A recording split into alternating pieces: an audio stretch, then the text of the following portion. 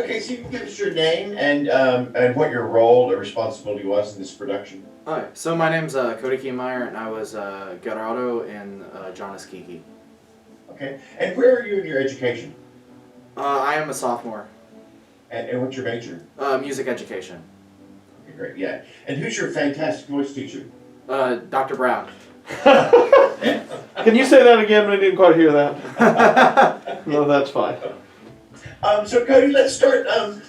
We're making music now this time of COVID, and how has that affected your ability to make music? It's been very stressful. It's hard to get practice rooms because there's so many people that want practice rooms, but I found it a lot easier since my roommate is never in the room to be practicing just in my room. Yeah.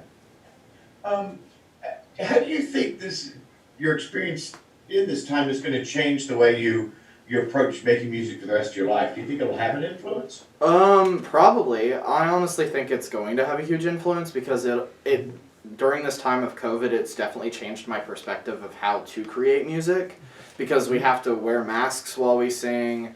We have to do many other different things to keep social distancing requirements, and we can only sing a specific amount of times in choir, as well as doing other things with voice lessons, like 25 minutes at a time. So overall, yes, it'll definitely change my outlook on different things musically. So this was your first opera, right? Correct. This was my first opera. So what led you to want to be a part of this? What brought your attention to it? So I've always loved Italian, like the language itself, and I wanted to try pushing myself a little bit with this opera, and I definitely did, because originally I was supposed to play the part of Guccio, the dyer, and then 2 weeks before the semester started, Dr. B was like, "Hey, Surprise! surprise!" You got your big break. Yeah. Yeah, it was interesting because I'm a bass too, and I was given a tenor part, so it was definitely a struggle to switch specific tenor parts around so it was in my range. And I remember you and I went page by page through the character role, and we're like, drop this an octave, or you can sing this part, or switch to Marco's part here, or whatever. And I really think, you and I did that one time, and you only asked me, if I remember correctly, like a couple of questions about what to do after that. So, I mean, you must have made very good notes, or like you were handling your business in terms of remembering the things I asked of you, and then there were only a few times that you asked me more questions, which is great. During the whole phone call with you regarding the opera, I had a pencil in my hand and I was jotting down notes the whole time. Yeah, I remember when you stepped up to do this. I know we were both appreciative of that, and you took a risk there, and I think you grew from it. That's true. I definitely. Is this the first time you've been involved in something where you acted and sang at the same time? Yes. This is the first time in junior high I did Legally Blonde Junior, but that I don't feel like that really counts. That's not on your resume currently. No, it's not. So not really, no. So what's different? Did you notice anything different when you have to act and sing as to when you just sing? Acting and singing at the same time is definitely more strenuous because I've never really done it before. So it's interesting bringing the character out and doing different things with my character, especially like one of my favorite scenes is the run-in scene where I'm out of breath and catching my breath. Yeah. That's one of my favorite scenes because I get to run in and just catch my breath and then scream at the top of my lungs what's happening with the bell. It's a lot of fun, and I'm glad I got to be a part of it. Yeah. So what about the production was your favorite thing? Probably the second half of the production.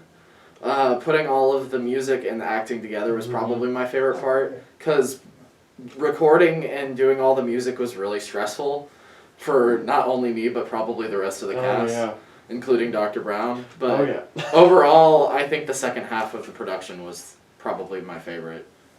It's sort of, Dr. Brown got to do all that work baking that cake, and I got to come in and put icing on it. Yes. Well, and it was a reward just to see y'all enjoying that phase of it, after all the work that went into the musical part. But it was nice. So in thinking about that, how do you think what about preparing for the staging part? How did you approach that? How did you think about what you were doing in that early preparation to prepare you for the later part of it? I'm not asking the question very well, but So, I'm trying to figure out how to best answer this question. For me, it was fun to get into the character, and that I had to get in that setting of the character before I could actually do the acting for it. And with me, I'm a sentimental crier, so it was easy for me, like the morning scenes, it was easy for me to actually just cry. And it was a lot of fun. And I came back to my room one night, and my suite mate asked me, why are my eyes so red? And I said, I've been crying. And he's like, why?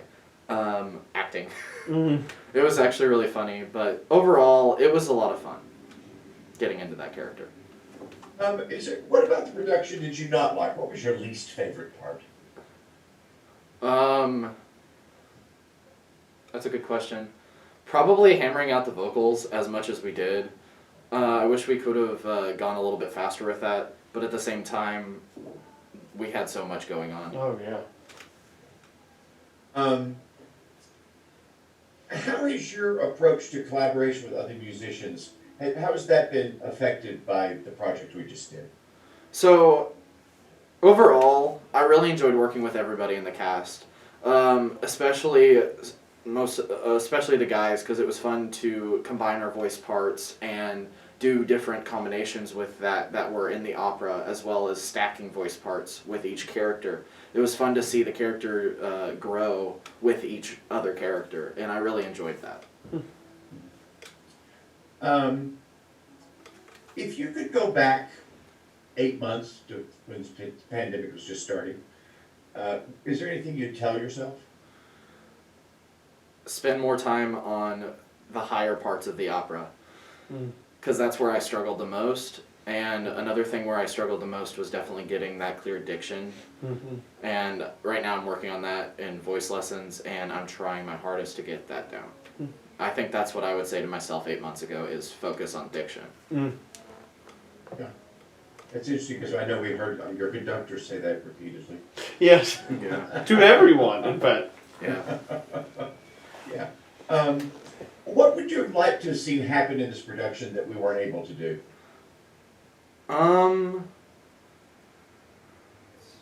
So I'm trying to figure out. It takes me a little bit to think on that question. No, that's okay. Take your time. I think I would have liked to see more of the doctor, like doing some more close-ups with the doctor, because of how funny that scene was, and it would have been enjoyable to see more of that, just to see her shuffling along the floor. Oh, it was hysterical. Yeah. That was so funny. Such a brief appearance of a really funny character. Yeah. But is there anything that just because of the way we had to do it, that I mean, it's been a while since you did a stage production like this, but how do you feel it was different to do it as a recording as opposed to doing it live? How did that affect you? I feel like we could get away with more in the doing the recording, because we could take many takes and do it over again, just so we could get it to the right where we wanted it. But if it was live, it would have been a lot harder, because we wouldn't have been able to be where we are with the recording that we would have been with a live performance. Oh, yeah. Well, Dr. Brown, do you have any other questions you'd like to throw in? How do you think the show would have been different if you wouldn't have had to change your parts? Oh, good question. That is a very good question. So before coming to campus, I completely memorized The other part. And if I were to stay on that part, I feel like it would have been a lot easier on me. Oh yeah. Because I practiced those 3 or 4 lines that I had and perfected them, and then 2 weeks before, here you go. Yeah.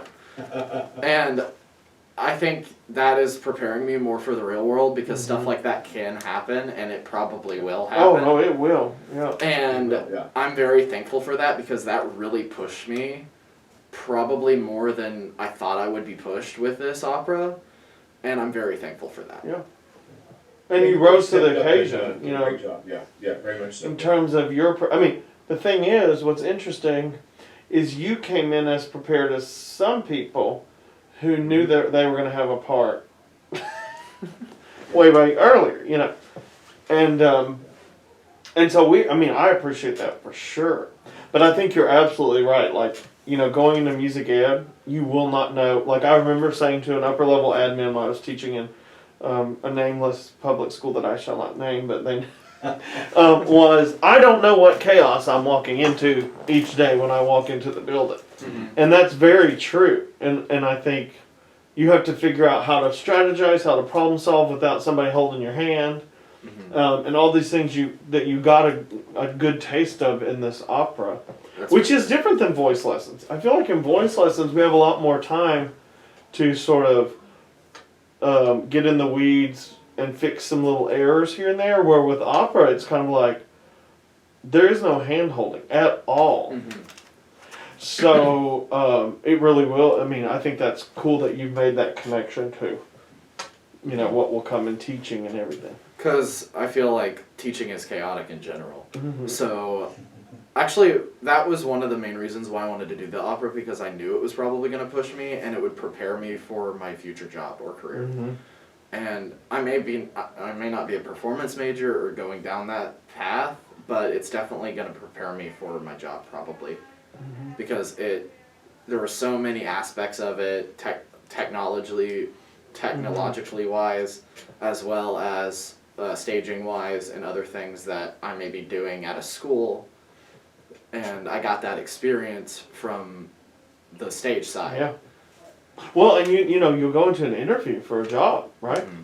And they'll say, what experience do you have doing productions? Because the assistant choir director at this high school that you're applying for this job is the music director for the musical, you know, or they help lead this production that we do with show choir every year, or whatever. And so there's a lot of levels of like things you could see and learn from this that, you know, you'll definitely take with you into your teaching. Mm-hmm.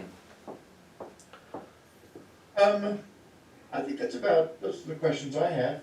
Well, we usually say too, I think, Oh, I yes. could be wrong, like, is there anything else you just want to say that you would Yes, like thank for us you. to have on the video that maybe we haven't thought about or talked about? Not really. You covered pretty much everything that's in my brain right now.